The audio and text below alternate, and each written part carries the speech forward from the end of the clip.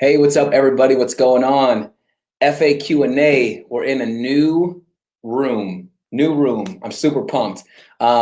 We actually hired on a couple more people. We got to make some space. So now I have this new space in here, this new office that I'm going to be doing my FAQ&As in. Hopefully, you guys are doing well. I just want to double check to make sure we're good in the community. Yes, we're here. Awesome. So FAQ&A, we're going to go ahead and get started today.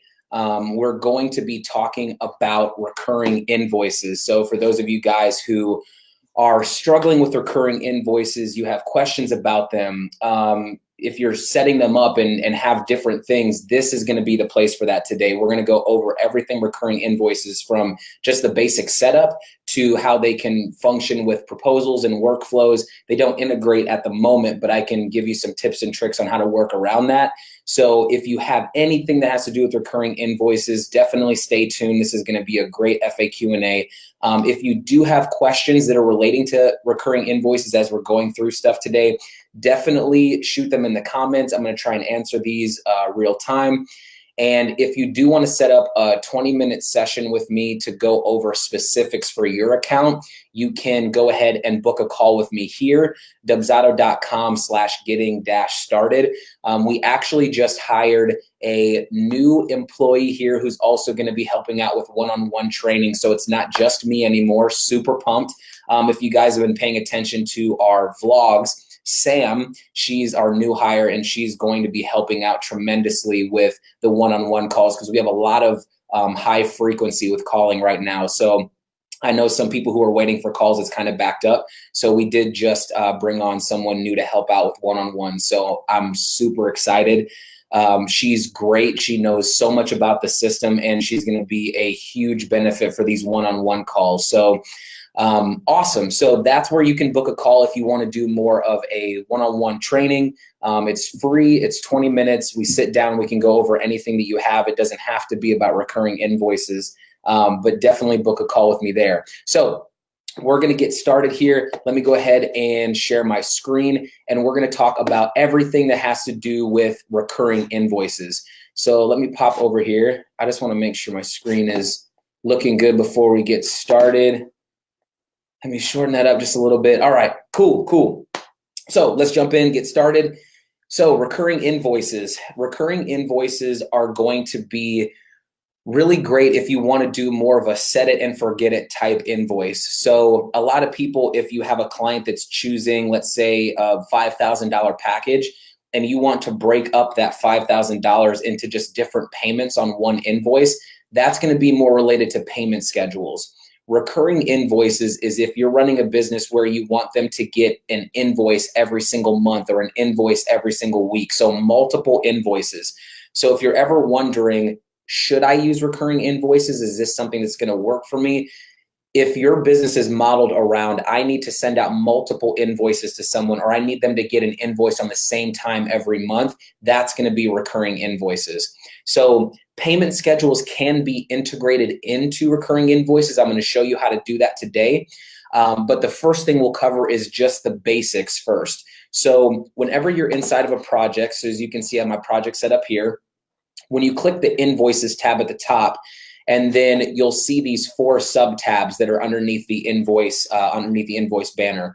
So the recurring invoices is right here in the middle. And when you click that, you'll be able to set up your recurrence settings. So basically what you're doing is you're setting up a template that is going to be going with the recurring invoice just for this project. So you're setting the parameters of when you want them to get invoiced, what date you want it to start on, how much the invoices are going to be for every single month. This is where you're setting that up at. So when you click on recurring invoices, the first thing you're going to do is decide how often you want them to get invoiced. So this first box and area right here, you can see we have weeks, months, years. You can choose your parameters on how often they're going to get invoiced. So if you do, you can do every 3 months they get invoiced. Most people, it's going to be just every month. So we'll just leave it like that for right now. The next area is going to be the starts on. So let me clarify what the starts on means. Starts on means that that is when the invoice gets created and sent. So that's how you can relate that. If you're taking notes, you can go ahead and write that down, that that's what this box means. So in this case, on 10/11, which would be today, the invoice would get created today and sent on this day. So those are the two things that happen with this box. So you can kind of plan that out there. And then the ends on. So with the ends on, you can either leave it blank if you're doing more of like a subscription service where you just want it to continually run until whenever you say that you want it stopped. You can leave that blank and have it say never, and this recurrence, whenever you start it, will just keep rolling until you go in and physically click the stop recurrence and then end it.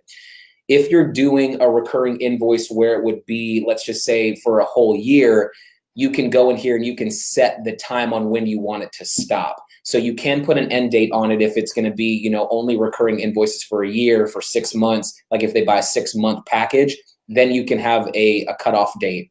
Now, one thing about the end date that I want to make sure it's kind of just a tip for you guys who are doing ones that have a cutoff. So let's say that my starts on, I have it set for, we'll do November 1st. So we want it to start on November 1st and we want it to last for a few months.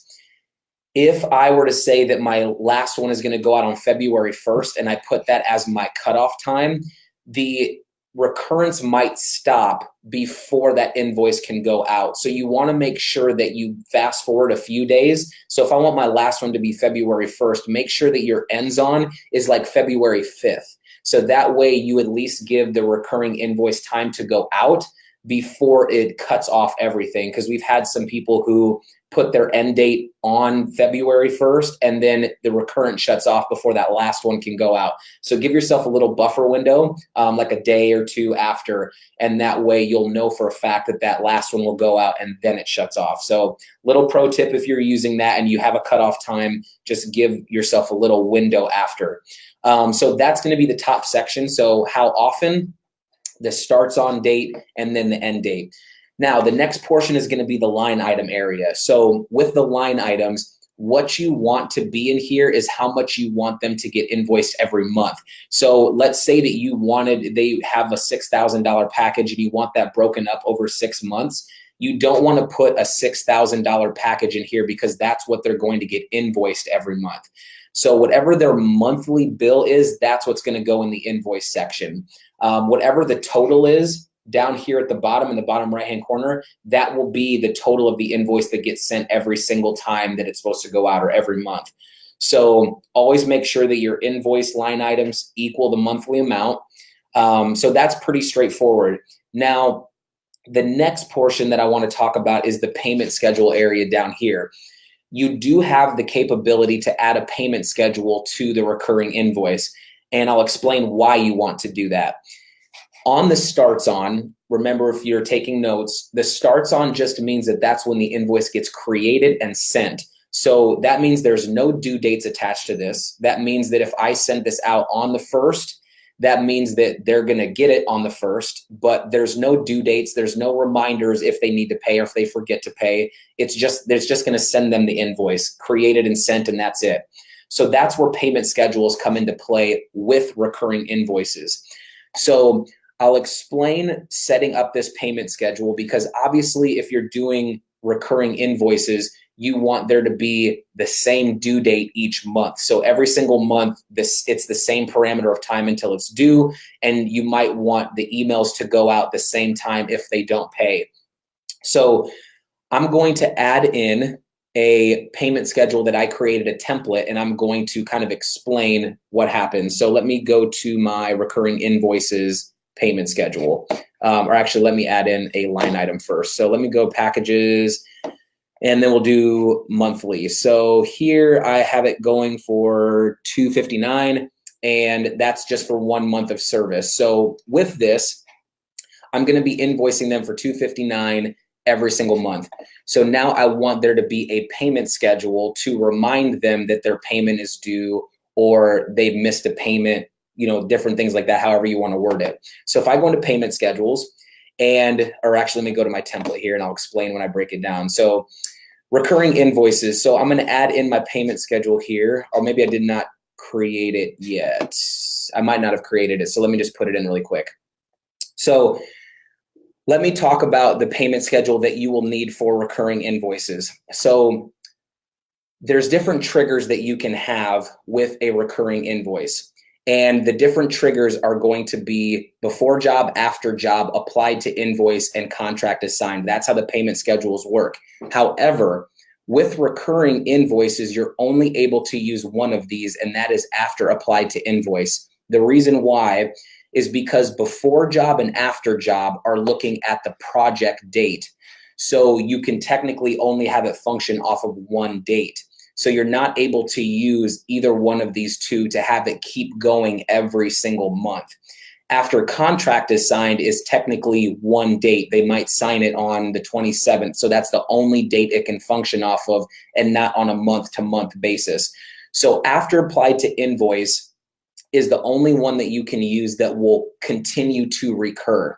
So if you are taking notes, just make sure that you write this down. After applied to invoice is the only one that will work as a due date that will continue every single time an invoice gets created, because that's what this means. It means as soon as that invoice gets created, that is the start time.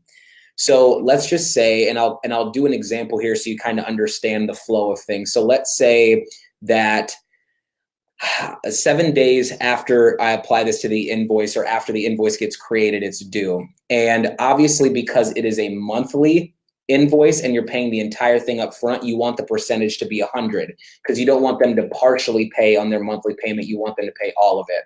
So whatever the days are, you can kind of set the time there on your own. But after applied to invoice, and 100% is always going to be the parameter. So let me apply that really quick, and I'll explain what this means. So let's say that I want this to be due at the beginning of the month, but I want to send the invoice out a little early to give them 7 days before it's actually due.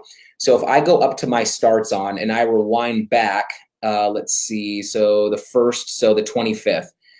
So if you're paying attention here with kind of how this is functioning, that October 25th is when the actual invoice is getting sent out, created and sent, but it's actually not due until 7 days later. So how that works is anytime that you want to have a due date that's associated with an invoice, you'll have to send the invoice out a little bit beforehand, before there's actually a due date.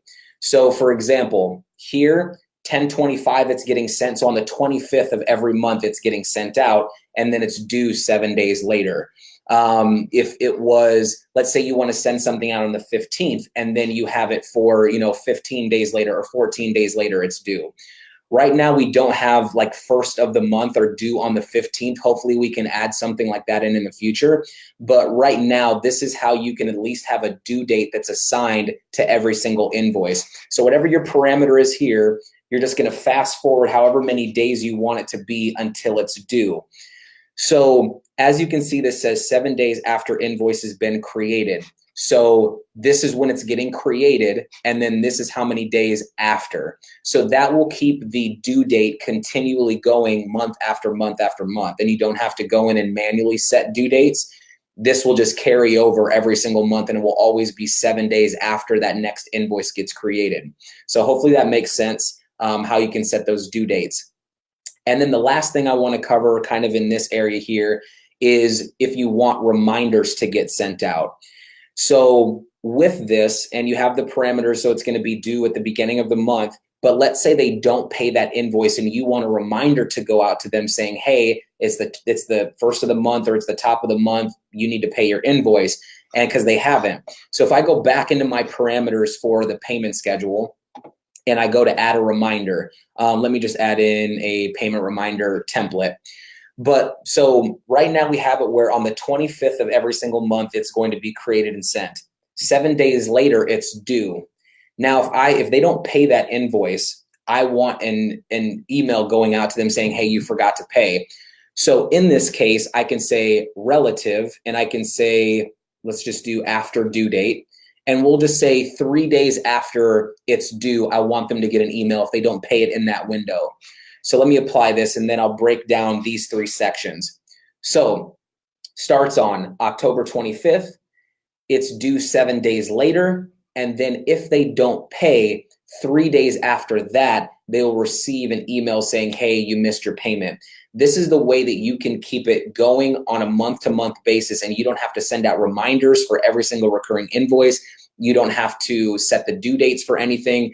If you have it set up here where you have your starts on, your actual due date, and then the reminders that go out, if you have that parameter set, then whenever you start it, you're good to go.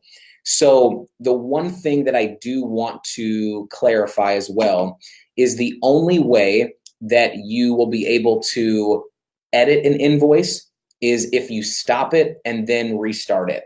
I don't know if we are still live. Let me see here. If we are still live, could you guys just drop a comment in? It looks like it froze, but oh, actually we are good. Okay, never mind. So it looked like it froze on my computer, so just wanted to double check. Whenever you have your parameters set there, you can set that. If you need to make edits to this invoice, the only way to change it right now is to end the recurrence and then just start a new template. The reason why is because if they have the same amount getting deducted, if you have auto pay on, which I'll explain in a second, if they have auto pay on and you come in here and you change the invoice, they will not be notified that the invoice amount is changing. So it's kind of a security measure that the only way that you can make edits if they have that auto pay on, or if there's any changes that need to be made, is to stop the recurrence and start a new one. Hopefully we can kind of work around that in the future, and you'll be able to just edit the invoice and it lets them know and it syncs that up. But right now, just to protect everybody, you'll just need to stop the recurrence and start a new one if there are any changes you want to make. So after you have your parameters set up, the next thing I want to talk about is the email that goes out with these recurring invoices. So underneath templates and then canned emails, the edit templates area is where you can find the email that goes out with recurring invoices. If you click edit templates and then send invoice, this is the default email that will always pop up every time you're trying to just send a regular invoice. So if you want to use this, or if you want to use a separate email for whenever you're just randomly sending an invoice, just one-offs, then I would create a separate one. This invoice right here, the send invoice email template, this is the one that is going out to everybody every time you send a recurring invoice. So you want to make this in phrasing that will go around, this is your next recurring invoice, or this is your next payment, or your next payment is due. That's where you're going to create this, because every time that invoice gets created and sent, this is the email that goes out with it. So if you are wondering where that's located, templates, canned emails, and then underneath edit templates, you can put that there. So now that we have our parameters set for that, the next thing I want to talk about is auto pay. So regardless of what payment processor you have set up with Dubsado, you are able to do recurring invoices as the feature. So you can always do recurring invoices. However, Stripe is the only service that we have that allows for auto pay. So if you are wanting your clients to have their card just automatically charged every single month, then you'll be required to be on Stripe. It's the only one that we have that will allow for that to sync up in the system right now. So that you can take into consideration if in your business you absolutely need to have recurring invoices that are on auto pay. So how it works is whenever you have a recurring invoice that goes out, and let me actually go back to the projects here, and we'll jump into invoices. So whenever you have your first invoice go out, there's going to be a button or a checkbox that's on that invoice that says allow for future payments. This is for the customer, so that they have basically like a credit card authorization that they're checking off saying, yes, it's okay to charge my card. This makes it so you don't have to have a separate authorization form that they need to sign or anything like that. On that first invoice that goes out, there's a checkbox that they can mark off saying, yes, go ahead and charge my card for future payments. Now, if they miss that, let's say the first invoice goes out, they pay it, they forgot to check the box off. The next time that invoice comes around with the next month, they'll have that opportunity again to mark it. So you won't have to worry if they accidentally forget the first time. They have another chance the next time the next one goes out. Whenever they are on auto pay, so let's say they mark it, everything's good. As you can see here, any templates that you have set up, you'll be able to see if they're on auto pay or not. So you can know as the business owner, they did not click the auto pay feature, they already paid, and that's not yes. So then the next one, if you want to let them know in the email, make sure you click auto pay or have those in the instructions. That way they'll know, okay, I do need to click this. So that's how you can kind of monitor that as the business owner. The next thing that I want to talk about is going to be how to integrate these with proposals and with workflows. So right now, recurring invoices are only able to be started manually, but there are ways that you can remind yourself to start them based off of certain things that are happening. And so I'll start with the proposal. So I'm going to go to my forms, and then I'm going to go into this proposal. So with this proposal that's set up, how I have it set up is, let's just say you're the type of business that pays in full, and I actually covered this last week, but let's just say you're a company that you can either do a pay in full amount or you can do a recurring invoice amount, and you'll be on a monthly plan. This is how you're going to set it up. So on your actual proposal, you'll have your full package price, and then you'll have your monthly package price. As you can see here, if they pay in full, it's $1,000 up front. On this one, if they decide to do monthly, it'll be $100 a month, which would end up being $1,200 over a year. Whatever your parameters are here, what you're going to do with the package is you're going to make it either the full amount. So when I go into this package, it's for the $1,000. And so whenever they get to that invoice, it'll show the 1,000. Or on this one, since it's $100 a month, if you go into this package, it's only for their first amount. So whatever the retainer is, it's usually the first month is due. You can make that the package price. So $100 is due up front. Now, whenever they get to the invoice at the end, you'll either have it say $1,000 is due right away or $100 is due right away. So regardless of which one they pick, they're either paying their first month up front or they're paying the full package price. So how that relates to workflows is whenever I go into a workflow, and I have my monthly and full payment here. So let's say I'm sending out my proposal, and that's what this form is, the pay in full monthly payment proposal. Let's say I'm sending out my proposal and they decide that they choose the monthly and they want to do a monthly, payment plan. On that first invoice that they're going to be getting, it's going to only show for that first month. So they're going to have to pay that invoice in full. Since it's the 1 month, you're going to pay that full $100 up front, pay in full. So what I have in my workflow is created to start the recurring invoice after the invoice is paid in full. So what it's doing is they're selecting that $100 that I want to pay up front. They're paying that invoice in full because it's $100. And then my next action is going to have a to-do that gets created that will actually say, okay, they paid that first $100, that invoice is paid in full. Now I'm getting a reminder saying, hey, go ahead and start the recurring invoice for this person. When I go into their project and I start creating those recurring invoices, you're technically creating that template for months 2 through however long they're going to be going. They're paying that month 1, but when you actually go in and start that recurring invoice and set those parameters, that's technically for months 2 through however long. Now the client can understand, like, okay, that first one I paid is there. Now for months 2 through however long, it can get rolling. So that's kind of the workaround for right now until we can get recurring invoices integrated with proposals and with workflows. So if you are wanting it to flow seamlessly, that's the best way to do it, is have them pay their first month on the proposal and then go in and start the recurring invoice for all the future payments. If you guys do have other things on how you're doing recurring invoices with the monthly payments and the proposals, if you guys do have other things, definitely link them in the comments box. I love to get new ideas that I can share with other users. And obviously with Facebook, we have over 11,000 members that are in our community. So the more that we can share information with each other, the better everyone else's businesses are going to be.